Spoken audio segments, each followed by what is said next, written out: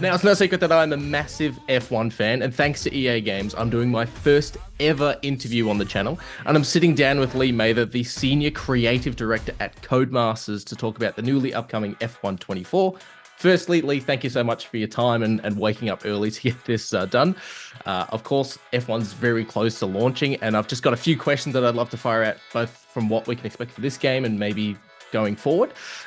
Firstly, F1 games, I feel they go from strength to strength, and each year sort of adding more and more to the game without really removing much away from the previous entry.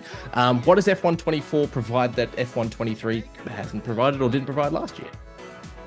Yeah, there's two significant areas of gain in 24 over the previous title. So first up, the handling model has significantly improved. We've moved forward with the physics quite significantly. That's an area of ongoing development, but this year was a big year where some of the initial changes then knock on to having to make changes to other really key areas of the physics. So not only in the aero modeling, but also in the inertia of the body of the car, in the suspension, in the tyre model, in how we modelled ERS to give player more agency over how they drive the car, so how they control the energy recovery system. So those are significant parts of obviously any racing game. So it's, as I say, it's where the rubber hits the road, isn't it? And that's really important. So big changes in the physics, but also the new career mode. You know, career has been an absolute pillar of the series since 2010 when we did the first career. Then in 2016 we refreshed it, and this is the first time we've gone back and done a significant refresh of career. So it's one of the most popular parts of the game. It's one of the most authentic areas to really go and enjoy Formula One, and to get that sort of gamified version of living the life of a Formula One driver, upgrading the car, competing with other drivers, building rivalries, choosing different teams, using contracts to move around. So two really, really significant areas of change this year. Lovely. Awesome. I can't wait. Now, previous year's games, we had more damage to the floor of the cars, or the diffusers, or the engines would just randomly break down during a race. Is that level of realistic randomness still part of F1 24? So some of those things are slightly random, but all of them have something which impacts it in the first place to get you to that point. So depending on which mode you're playing, if you're playing in driver career, for example, a larger degree of engine wear will leave you open to a higher probability of a failure. So really that's where the player needs to be getting into their engine and gearbox settings and ensuring that they replace the components as and when they're starting to look a bit tired. Also things like the on-track objectives now, which are new to the game this year. Your race engineer will advise you if you're doing damage to the engine. If you're overheating the engine, you'll get updates to sort of suggest for the next 3 laps, we need you to get the engine temperature down to this amount. So you might then need to stop following cars too closely. So there is a small degree of random, but they're all influenced by what the player's doing as well. That's awesome. That's awesome. One of the main questions I have, or one of the standpoints that I generally go with, is what can we expect for character customizations? I'm a bit of a customization freak when it comes to video games.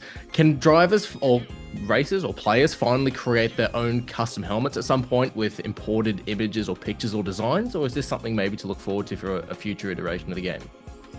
Yeah, so this year the focus was very much on giving the player the opportunity to play as one of the real Formula One drivers, Formula 2 driver themselves, or as an icon. So we wanted to ensure that they're recreated perfectly. So we've got the new high quality head scans, so all of those are presented properly. Obviously, something like customized helmets would be something we'd love to do in the future, and it'd be probably very befitting, especially of something like the My Team game mode as well, where we'd want to expand into car customization and helmet customization. But this year, the focus was on driver career and recreating those real drivers and the teams. F1 racing is the pinnacle of motorsport for a lot of gamers, and maybe some players who are a fan of the motorsport or a fan of Netflix's Drive to Survive might see this as too much of a complex game.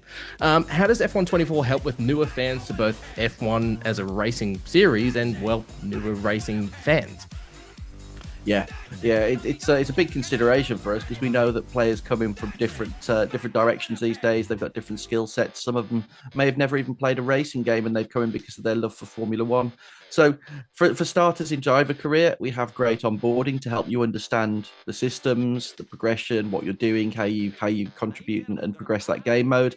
But for the core experience, obviously driving the car is challenging for some players who may have never driven a 230 mile an hour weapon that corners at speeds 3 times higher than they expect of their road cars. So What we have there is a great suite of assists. So we've got anti-lock brakes to stop them locking the tyres when they're braking. There's traction control so that when they accelerate, they get full traction. We've got things like a dynamic racing line, which will show you the best and the quickest route around the circuit. We also have a steering assist as well, which helps players who maybe aren't even clear on how to steer the car effectively. We also have really cool things like the automatic reset to track. So if you find yourself off the track, we'll reset you back into the action, or you can rewind time. So those are some of the more sort of not real world assists. They're the sort of really great game assists that help a player. But then we also build the base core handling model to be approachable. So if the car drives as a player would expect it to, that makes it more approachable and it makes it easier to play. And then when it comes to things like the real intricacies of Formula One, so tyre wear, activating the energy recovery system, activating the DRS, things like in shorter races, there's less requirement to manage those. There's less need to worry about things like tyre wear. In longer races, players obviously need to pay attention to that when they need to stop, when they need to change the tyres. And the ERS and DRS, we have options where the game will actually manage those for the player as well, so they don't need to worry about having to handle those. So you can basically set yourself up a really short, fun arcade experience, or go all the way up to 100% race distance with the intricacies that you see in the sport. It is also a great way for a game to sort of, you start with its assists on, then slowly sort of start to turn them off as you get more comfortable as well. Now, one of my personal favorite game modes in recent years is the co-op career mode that was added in, I think, in F1 22 from memory. And I've loved playing that competitively with my brother. But this year, we've got the introduction to secret meetings. So how are secret meetings going to work if you're playing co-op career? Okay, so yeah, the two-player career has always been a really fun game mode. And we're really excited to be able to do it again with the new career. So if you're playing on separate teams, and you go into there as playing as not on the same team, you'll be able to engage in secret meetings, and sometimes the other person will find out, sometimes the other teams will find out, but ultimately that is still, you're playing the experience that you would get in the single player, only with a friend. If you both end up on the same team, then that works a little differently. That works more similar to how it does in a co-op playthrough. So you're basically playing together on the same team. So during that one season, that only one of the drivers will experience the secret meetings, and then at the end of the season, you have the opportunity to both move teams and to deviate from that. So if you're playing on separate teams, you both get basically the same experience as the single player experience, only with a friend competing with you, or against you if you're obviously on separate teams. And of course, if you're on the same team, you get more of a shared experience where there's just the one player who goes through that process. We've seen the great introduction to micro games added into F1 games, like lining up your car to the grid or pressing the relevant pit lane button at the right time for optimal changing of tyres. Will these micro games be returning into this year's F1? And are there any additional micro games that you'd like to see added into future games? Yes, they'll definitely be back this year. So things like the practice programs, as you mentioned, the lining the car up on the start line, doing things like the formation lap, again, very F1. All of those things are back because for us, they're ultimately key parts of Formula One that we're able to gamify and present in a way that's fun and rewarding for players. And I think, as I touched on earlier on, something new this year are the in-race objectives from your race engineer. And we think they're almost like, again, a small gamification of key parts of the sport. So obviously drivers who are maybe mid-pack, don't think they're going to score good points, they get motivated by their race engineer, and we have that now in the game. So the race engineer will notify you and give you greater awareness of where you are in the field and how you can potentially improve your points position. If you're really far back, they can help you to stay motivated and finish the race. Or of course, if you're miles ahead as well, there's also that motivation to keep the player racing. So that's a new one this year, in that the race engineer will actually do very much as real driver race engineers do, but very much to motivate the player to either improve their position or to, as I mentioned earlier, resolve an issue maybe where they're overheating the brakes or the tyres or the engine. So that's a great new addition this year. I did always love sort of when you're racing and the engineers will come back to you saying, hey, look, Verstappen's 2.3 behind you, and you can just respond back immediately saying, shut up, and it just turns it off and lets you focus. Now, we've also got back in F1 22, I think it was as well, the introduction to cars outside of Formula 1 and Formula 2 with vehicles like, say, the safety car that we can drive around on the track for a bit of fun. Has there been any idea that when you're playing, say, multiplayer with friends, that if you crash out, that you then control the safety car, so you're not just simply watching the rest of the race, you're sort of still somewhat involved by driving the safety car? You know, it's a really interesting point, and it is something that we have discussed. It's not something I'd rule out entirely for the future. It's something which would require a very specific level of skill and a very sort of well-behaved lobby of drivers, I think, to make that work effectively. I think one of the hardest things to achieve in a multiplayer race in something like F1 is to have an entire field of players who behave as you would in real life. I think sometimes the barriers go down when you're in a racing game, and we're always trying to ensure we clean up the racing and make sure people play properly. So I think in the future, if we were to really push down that sort of the multiplayer and the league sort of style racing, I think that's where a feature like that would work well in leagues, because there's going to be somebody there, a league admin, who could be trusted to drive the safety car and not turn it into a wrecking ball. With the updated suspension and handling that we've got here in F1 24, will drivers start to hear or notice the ground scraping or bouncing up against certain tracks, like when we get, say, suspension changes or damages or something going wrong? Yeah, very much. You'll certainly get with the new suspension, because it now models anti-dive and anti-squat behaviors.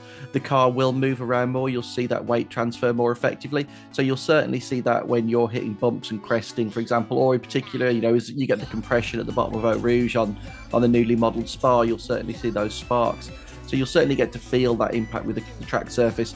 But something which also comes through really nicely, if you're playing on a wheel or a controller, is that loading up of the tyre. You really get to feel it pushing against that level of adhesion, so you get to feel the sort of the scrub and the skip in the tyre as well. So those are things that you'll certainly feel through the suspension more effectively. Magic. And with that as well, previously we got the introduction of VR to F1, and my absolute favorite feature of all time. It's probably the closest way any of us will get to sit in a modern day F1 car. Have there been any changes to the F1 system, and will we finally be able to sort of peel the visors off our helmet as we're racing during the rain or the dirt? We've retained the VR as it was in the previous title, so that's as it was on PC in 23. Lovely. And the final question I've got, it's a bit of a fun one. Is there any other racing game that hasn't been made yet that you'd love to work on? Personally, I'd love to see the F1 Codemasters team do a pod racing game. The funny thing about that is I loved Star Wars Pod Racer on N64. I played the one that came out recently on Xbox as well, because they re-released it, didn't they? They did a remaster pack sort of thing. Yeah, I really enjoyed it. That is one of the most commonly asked questions across the company in any of our town halls. Somebody always says we're going to do a pod racing game. And personally, I was a big fan of a racing game back in the early 2000s called Motor City Online, which was ironically an EA title. And it was the first massively multiplayer online racing game. And I would love to bring something like that back. Awesome. Well, Lee, thank you very much for your time. If people want to keep up to date with F1 24, of course, they might be able to follow you on Twitter or any of the socials. Do you want to give a quick plug to where people can follow you online? Yeah. You can find me on X. I think I'm just the Lee Mather. Lovely. Thank you very much for your time. And again, thank you to EA Games for allowing me to have this time geeking out about F1 with you. Yeah, pleasure. Thank you.